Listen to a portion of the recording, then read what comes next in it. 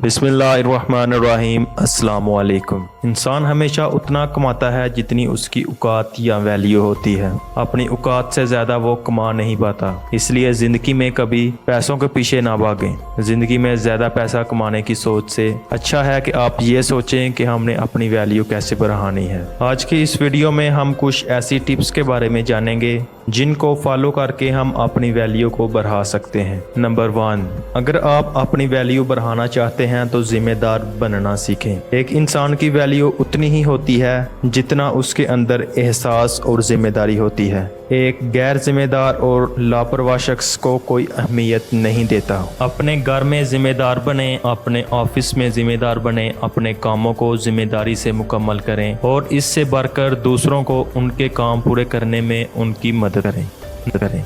Number 2, हम में से अक्सर लोगों की प्रॉब्लम ये होती है कि हम काम तो कर लेते हैं लेकिन टाल मटोल करके।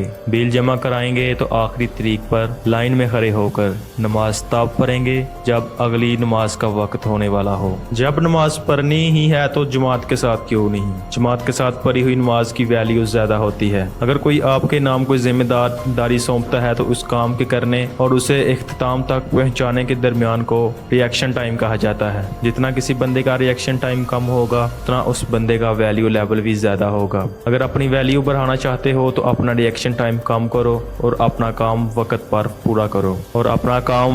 पूरा करो। जितनी बड़ी आपकी सोच होगी उतनी ज्यादा आपकी वैल्यू भी होगी। अपनी वैल्यू बढ़ानी है तो अपनी सोच को बड़ा करो। बड़े ख्वाब देखो, बड़ी वजह। नाकाम लोगों की एक बड़ी पहचान ये होती है कि उनकी सोच बहुत छोटी होती है। बड़ा करना तो दूर की बात, वो सारी जिंदगी कुछ बड़ा सोच ही नहीं पाते। बाइक अगर पुरानी है तो नई बाइक का सोचेंगे भी नहीं। अगर कभी गाड़ी तक सोच चली भी गई तो वही पुराने मॉडल मेहरान तक। अच्छे और नई गाड़ी लेने का तो वो कभी सोच ही नहीं सकेंगे। सोचने में क्या लगता है भाई, सोचो तो सही।